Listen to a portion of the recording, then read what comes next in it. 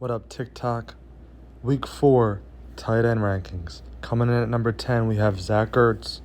He's been a great target on the Cardinals so far. He's been a great weapon. He's top 10 so far. This does not include Sam Laporta or Luke Musgrave. I like Zach Ertz as a tight end. He scares me a little bit against the 49ers, but you might not have better options. I know. Why Kyle Pitts at number 9? This dude's been trash. Like I said, you don't have many options.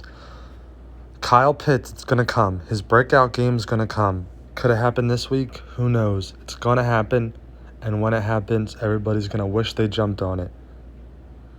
I'm not saying it's going to happen this week, but who knows when it's going to be. You might not have great options, so you may have to play them. Who knows? But it's going to come, and we're not going to see it coming. Coming in at number 9, we have the tight end for the Steelers, Pat Freiermuth. He finally had his first good game of the season. This week he plays the Texans. He just is not getting enough targets. As soon as he sees enough targets, he'll be fine. He's scoring touchdowns. He's just not seeing enough targets. He does scare me. I do have him in quite a few leagues, and I am panicking. At number 7, we have my boy Dallas Goedert. I love Dallas Goedert. The only thing is he's just not getting enough targets. This offense has too many weapons. But he is getting open a lot. Jalen Hurts is just missing him. I feel like there is a few better options that gets more volume. But Dallas Goedert, man, this dude's a good tight end. If he had more volume, he would be way higher. It's just there's so many weapons in this Eagles offense. At number 6, we have Evan Ingram. This dude has surprised me a lot. He's been playing pretty well so far. He played great last year. I thought with the addition of Calvin Ridley, Evan Ingram would fall off. He has not. He's been a great weapon for Trevor Lawrence. Trevor Lawrence has been horrible this year. Once Trevor Lawrence gets going, I think Evan Ingram will be even better. At number 5, we have Darren Waller. Coming into the season, I thought he had tight end 1 potential. Daniel Jones and the Giants have been struggling. I thought he would be great for Daniel Jones. Fantasy-wise, he hasn't been producing. He's more of a hit or miss. He's like the next few guys that have boom-bust potential. Some weeks they're going to put up 20+, and then other weeks they're only going to drop 5.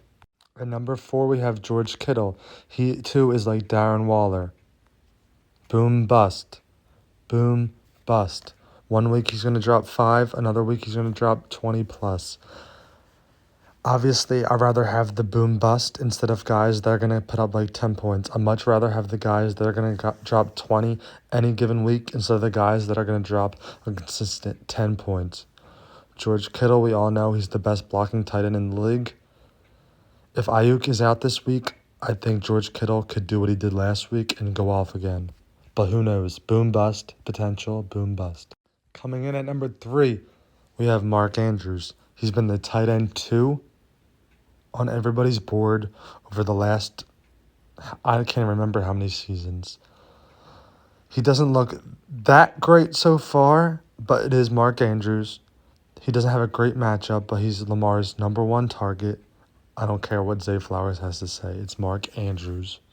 He has crazy upside. Once they get it going, they're the second best QB and tight end duo in the league, and it's not even close. I love Mark Andrews. He has crazy upside. He's very consistent. Mark Andrews is him. Next up is my favorite tight end, T.J. Hockenson. This dude was the number 2 tight end last year. He's obviously Kirk Cousins' number 2 weapon. This dude can drop 20 points consistently. Right now, I think he's the second best tight end in the league besides Kelsey. And when Kelsey does retire, I think he'll be the number 1 tight end.